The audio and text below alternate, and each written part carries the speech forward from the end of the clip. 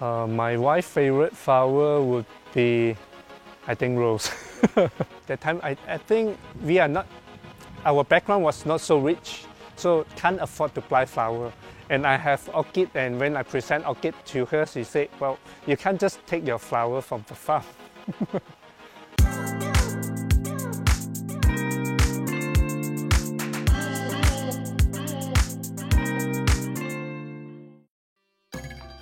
Engkaulah bunga di taman hati, pemusnah lelah, penghibur sepi. Keindahanmu pancarkan motivasi untuk jalani hidup sepanjang hari. Indahnya puisi ini membawa kita terbang jauh ke tanah tinggi Cameron Highlands dengan dilatari suburnya tanaman dan kembangnya bunga-bunga mewarnai lantai bumi. Inilah cerita Wong Seng Yi dan Tree Grow Orchid Sendirian Berhad. Okay, my name is Wong Seng Yi.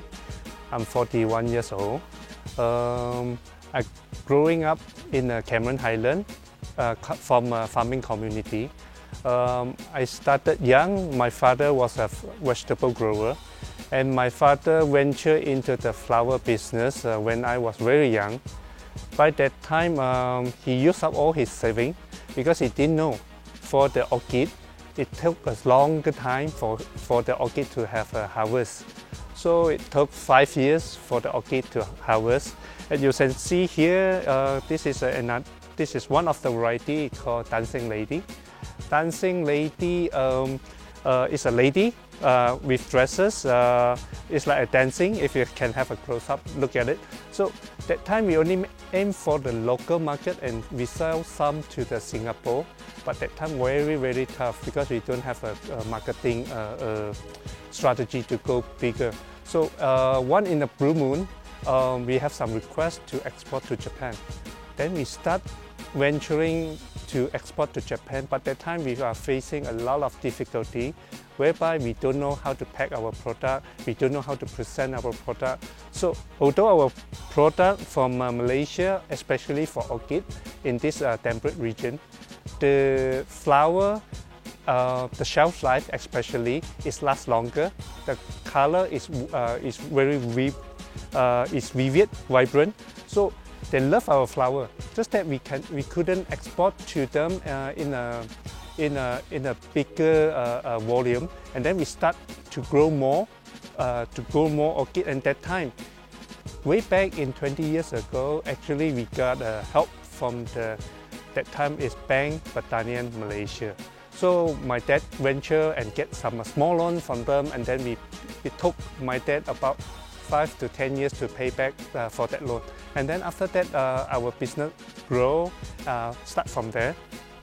So after that, after we venture into the orchid business, and then we have a chance to export another product, chrysanthemum. Whereby chrysanthemum in Cameron Highland is a perfect condition because of the day temperature and night temperature. The differences is so huge. So we have a lot of great chrysanthemum with good quality to export to Japan and to Australia, to Thailand and to Singapore. And one fact that not a lot of people know, actually Malaysia is the main exporter. We rank number 1 in Asia to export chrysanthemum, and we rank 7 globally just to export for chrysanthemum. So that is our biggest pie share for export cut flower industry in Malaysia. Encik Wong pasti memasang pelbagai cita-cita semasa membesar. Tapi bagaimana Encik Wong boleh terlibat menceburi bidang perniagaan bunga? When I grew up, I always thought that I can be a film director in a filming industry. And then so I like a lot of photography. I shoot photograph. But then when by training, my dad sent me to a science school, and then I chose because of the background relation, I chose in the agricultural science. But then one thing I learned it, before you can excel, you need to know a basic fundamental how to do things. So in order for you to venture in agriculture, you need to have at least one thing. You need to have passion, you need to have patience, and then you need to have a sense of alert. You need to be alert. What are the surrounding and what what thing will, for the agriculture product, what will hit the market the most. If you have that kind of sense, then you are a good entrepreneur to go.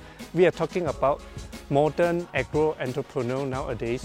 So in order to qualify for this agro entrepreneur, they need to have the science part, they need to have the marketing part, and last but not least, they need to have the adventurous part into it. All together, we group it, then we become it a technology. Then we need to make use of the Internet of Things, IoT, because IoT will help you to provide you a background information. So farmers, they are not doing applying or touching an elephant, that kind of setup. They know what is going on in second instantly in their farm. And once they have that data, they need to be analyzed, and then they need to utilize that information to do their daily farm management. That is very important to help them to shape for a better product.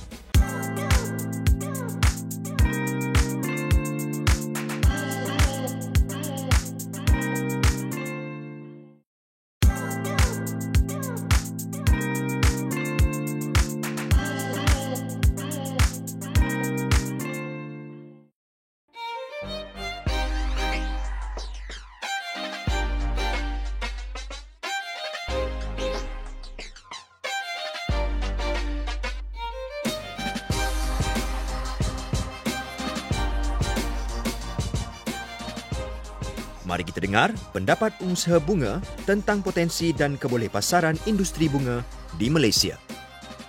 My name is Nemo. I'm one of the fresh flowers wholesaler in Kuala Lumpur, and we have been running for more than 50 years. And our main source is from Cameron Highland. It's very important to have local flowers from Cameron because we have about 1 ton of flowers arriving every 5 days. Yeah.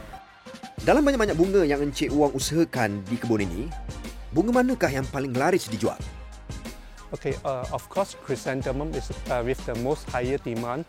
Most of the chrysanthemum are using for religion, for praying purposes, especially the first day of the lunar calendar and the 15 days of the lunar calendar. Both Chinese and Indian, they are using it. And I saw a lot of occasion, even for a Malay wedding, they start to use a lot of chrysanthemum for the Malay wedding. So I see there's a potential for the flower industry, especially for the local demand. When we are in an agricultural world, the agro products are very important and very fragile if you cannot sell your product. So I would always share my idea to people is that you have to look at the reverse engineering. You need to look at the demand side, and then you can do on the supply. So when you're looking at all this, you know how you should grow your product, when you should sell your product to others. Then you start planning your product from the production to the market product to the finished product. So from the production product, we have our own nursery where our planting material should be free from disease, virus, clean. We always start from the clean material. And then after that, we need to have a good management system. I would say we should have a good agriculture practices throughout our management. And then we should have a post-harvesting technology where you need to do a lot of sorting, grading and all those, and to handle your final product before you can ship out. And the logistic will take an important in the picture. So the whole thing, you will start from a clean material, a production, and then you have a post-harvest, you have a marketing channel, and then how you deliver your product to the consumer hands. Seperti perniagaan lain yang terjejas akibat penularan pandemik COVID-19, pastinya Encik Wong turut merasai kesan yang sama. Bagaimana Encik Wong mendepani cabaran ini? Dalam COVID-19 pandemik ini, industri bunga ni telah menghadapi satu cabaran yang sangat hebat, di mana kita ada demand di luar negara, tetapi kita tak dapat nak hantar. Cabaran itu mainly daripada pengangkutan. Pengangkutan tu sama ada dalam negara dan luar negara. Dan faktor-faktor luar negara adalah tempahan tempat pesawat. Macam mana kita mengatasi? Kita cuba tata tempahan pesawat. Jadi sebab flight frequency sudah cancel. Jadi kita tempah kapal laut. Dan kapal laut juga kita menghadapi cabaran yang sangat besar. Sebab industri ni kita tak pernah hantar melalui laut. Dan laut tu dia akan ambil masa lebih daripada 3 minggu akan sampai tempat destinasi. Dan bunga ni perlu dimasuk dalam satu condition bawah 1 hingga 2 degree Celsius dalam peti sejuk. Dan peti sejuk ni kita pun tak berapa pasti sama ada produk kita boleh tahan kesejukan yang ni. Jadi kita tak pun try lah. Kita terima cabaran tu, kita try dan kita hantar. For the first trial, kita successful. Tetapi bagi trial yang kedua, sebab ada delay dekat port sana, lebih kurang ambil masa 4 minggu baru sampai destinasi tu, bunga kita semua rosak semua, 100%. Boleh Encik Wong kongsikan berkaitan hubungan korporat yang baik antara syarikat dengan Agrobank? Dalam pandemik COVID-19 ini, syarikat saya sangat betul dapat pertolongan daripada Agrobank Malaysia. Salah facilities adalah 2 facility daripada itu adalah term financing, primary agriculture dan SRF fund, special relief fund daripada kerajaan Malaysia. Yang dua-dua ni saya dapat pada 1 tahun yang lepas. Yang ini sangat penting dan dapat membantu syarikat saya, terutamanya pada mula-mulanya kami mengalami kesyortitan financing. Jadi duit yang ni lah dapat kita bayar gaji kepada pekerja-pekerja dan juga kita boleh grow sedikit dalam kita punya cash flow. Cerita tentang bunga-bungaan indah di kebun ini memang sangat menarik. Namun sebelum kita berpisah, mungkin Encik Wong boleh berikan sedikit nasihat kepada belia yang meminati perniagaan bunga. Kita kena tuluskan dalam situasi yang penuh cabaran ini. Satu patah berkata daripada China ni saya perlu kongsikanlah kepada audiens dan agropreneur muda ni supaya kita dapat belajar. Belajar merupakan satu perjalanan yang panjang dan pun ada pendek.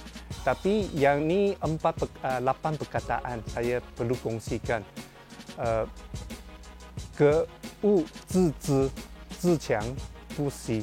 Bermakna you perlu belajar daripada small little thing. Benda-benda yang kecil-kecil ni saya kategori sains. Itu fundamental. Jangan abaikan fundamental yang tu. Setelah you belajar daripada sana, you baru boleh apply kepada business you dan you boleh excel daripada sana. Iaitu message daripada saya dan saya menyeru agropreneur yang ni perlu berdikari dan perlu to get inspiration dalam situasi macam ni dan mesti ada passion. Dan lepas passion, kita perlu execute apa yang kita tahu. Yang ni lah kita boleh berjaya dalam bidang pertanian ni. Jangan putus asa.